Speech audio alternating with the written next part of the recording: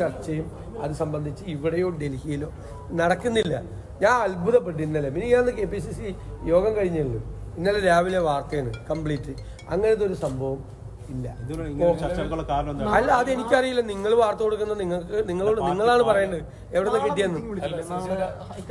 അത് ഈ കേരളത്തിന്റെ മാത്രമല്ല, കേരളത്തിന്റെ ഇലക്ഷൻ നടക്കാൻ പോണ ബീഹാറിലെ, ബംഗാളിലെ, ആസാമിലെ എല്ലാം ഓരോ ദിവസമായിട്ട് നടക്കും, ഓരോ സമയമായിട്ട് നടക്കും.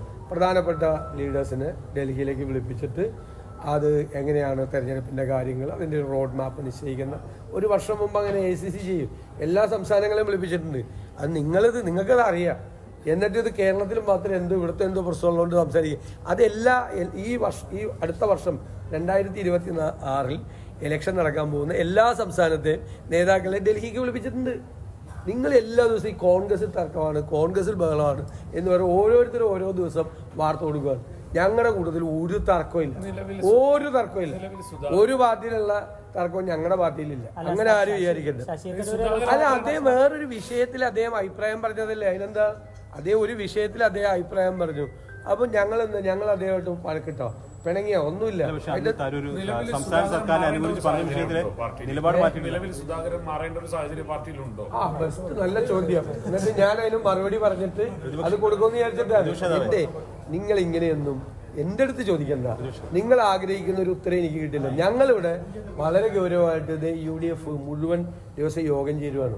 ഞങ്ങൾ കഴിഞ്ഞ ദിവസം KPCCയുടെ യോഗം ചേർന്നു. ഞങ്ങൾ സംഘടനാപരമായ കാര്യങ്ങൾ, തദ്ദേശ സ്വയംഭരണ സ്ഥാപനങ്ങളിലേക്ക് നടക്കുന്ന തെരഞ്ഞെടുപ്പിലേക്കുള്ള തയ്യാറെടുപ്പുകൾ കൂട്ടായി ഞങ്ങൾ ഒരുമിച്ച് ഭംഗിയായിട്ട് നടത്തിക്കൊണ്ടിരിക്കുകയാണ്. നിങ്ങൾക്ക് വേറെ വാർത്തയൊന്നുമില്ല. അത് ഞങ്ങളുടെ അജണ്ട. അതിപ്പോ ഞാൻ അങ്ങനെ ഒരു പുറത്തു പറയുന്നത് ശരിയല്ലല്ലോ. ഞങ്ങൾ തദ്ദേശ സ്വയംഭരണ സ്ഥാപനങ്ങളിലേക്കുള്ള തെരഞ്ഞെടുപ്പുണ്ട്, തീരദേശ പദയാത്രയുടെ കാര്യം, ഒരുപാട് വിഷയങ്ങളുണ്ട്. ഞാൻ അവിടെ ഇന്ന് ചർച്ച ചെയ്യാൻ പോകുന്ന അജണ്ട ഞാൻ രാവിലെ വലിയൊരു തിരിച്ചടി ഉണ്ടായില്ലേ UDF-ന്? അങ്ങനെ തിരിച്ചടി UDF-ന് ഉണ്ടാണ്. UDF-ന്റെ ഏതെങ്കിലും സീറ്റ് കുറഞ്ഞു, ഞങ്ങളുടെ എണ്ണം കൂടി.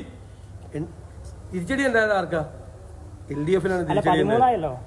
LDF-ന് ഞങ്ങൾക്ക് 10 ഉണ്ടായിരുന്നാണ്, 9 ഉണ്ടായിരുന്നാണ് 13 ഒന്ന് സ്വതന്ത്രം. 9 ഉണ്ടായിരുന്നു, ഞങ്ങൾക്ക് 13 20 ഉണ്ടായിരുന്നത് 16 CPM-ന്. തിരിച്ചടി ആർക്കാ? എനിക്ക് മനസ്സിലാവില്ല.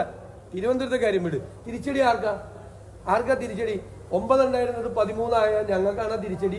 20 ഉണ്ടായിരുന്നത് 16 LDF-നാണ് തിരിച്ചടി. എന്ത് കണക്കാണിത്? ഈ തരൂര് സംസ്ഥാന സർക്കാർ അനുകൂലമായിട്ട് പറഞ്ഞ പ്രസ്താവനയിൽ നിന്ന് പിന്നോക്കം പോയിട്ടില്ല. താങ്കൾ അത് കൺവിൻസ് ചെയ്യുന്നു പറഞ്ഞിരുന്നു ഇടയ്ക്ക് വെച്ചു. ഞങ്ങളുടെ പാർട്ടി അല്ല, എന്താ ഇപ്പോഴും ആ നിലപാട് ഉറച്ചില്ല. അദ്ദേഹം പരസ്യമായിട്ട് പറഞ്ഞല്ലേ? അല്ല, അദ്ദേഹം പരസ്യമായിട്ട് പറഞ്ഞാണ്. രാവിലെ നല്ലൊരു ദിവസമായിട്ട് രാവിലെ എന്റെ നിന്ന് കോൺഗ്രസിനെതിരായിട്ടോ UDF-നെതിരായിട്ടോ നമ്മൾ എതിരായിട്ടുള്ള ഒരു വാർത്ത കിട്ടില്ല.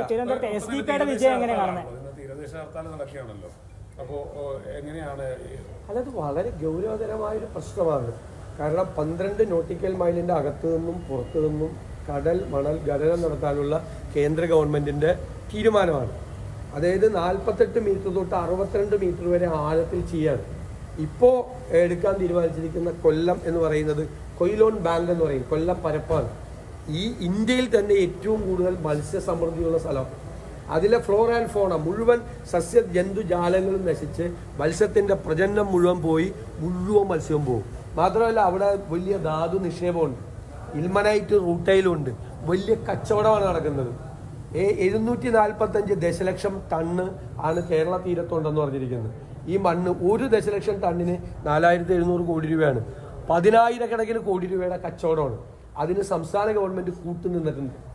ഇവിടെ റോഡ് ഷോയുമായിട്ട് മൈനിങ് വകുപ്പിന്റെ ആളുകൾ ഇവിടെ വന്നപ്പോൾ അവർക്ക് എല്ലാ സൗകര്യങ്ങളും ചെയ്തു കൊടുത്തത് സംസ്ഥാന ഗവൺമെന്റാണ്. സംസ്ഥാനത്തെ വ്യവസായ സെക്രട്ടറി അടക്കം അതിൽ പങ്കെടുത്തിട്ടുണ്ട്. അവർ ഈ മൈനിങ്ങിന് വേണ്ടി വന്നവർക്ക് കേരളത്തിന്റെ പൊതുമേഖലാ സ്ഥാപനമായ KMML-ൽ നിന്ന് അവർക്ക് പണം കൊടുത്തിട്ടുണ്ട് ചെലവിന്. അപ്പോൾ സർക്കാർ ഞാൻ നിയമസഭയിൽ കൊണ്ടുവന്നപ്പോൾ ഞങ്ങളതിനെ എതിർക്കും എന്നാണ് പറഞ്ഞത്. യഥാർത്ഥത്തിൽ എതിർക്കുകയല്ല, സഹായിച്ചു കൊടുക്കുകയാണ് ചെയ്യുന്നത്. ഒരു കാരണവശാലും കടൽ മണൽ ഖനനം നടത്താൻ സമ്മതിക്കില്ല. ലക്ഷക്കണക്കിന് വരുന്ന മത്സ്യത്തൊഴിലാളികൾ പട്ടിണിയിലേക്ക് പോകും. പാരിസ്ഥിതികമായ ആഘാതം ഉണ്ടാവും.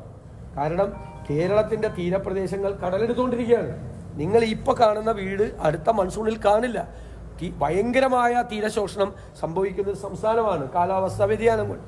ആ സംസ്ഥാനത്തിന്റെ അതിർത്തിയിൽ ഇത്രയും ആഴത്തിൽ 60 മീറ്ററൊക്കെ ആഴത്തിൽ മണലെടുത്തു കഴിഞ്ഞാൽ ഉണ്ടാകാവുന്ന ആഘാതം തീരപ്രദേശത്തുണ്ടാവും. ഒരു കാരണവശാലും ഞങ്ങൾ സമ്മതിക്കില്ല. ഈ തിരുവനന്തപുരത്തെ ഇല്ല ഞങ്ങൾ അത് ഞാൻ പറഞ്ഞില്ല, അജണ്ട എല്ലാം സംസാരിക്കാൻ ഈ തിരുവനന്തപുരത്തെ ചെറിയ വിഷമമുണ്ട്. ഞാൻ പറഞ്ഞു തിരുവനന്തപുരത്തെ സംസ്ഥാനത്ത് ലഹരിയുടെ ഉപയോഗം കാര്യമായി തന്നെ വർദ്ധിച്ചുകൊണ്ടിരിക്കുകയാണ്. കൊലപാതകങ്ങൾ വർദ്ധിക്കുന്നു. എന്താണ് ഞങ്ങൾ അസംബ്ലിയിൽ ഗൗരവമായി ഈ വിഷയം കൊണ്ടുവന്നു.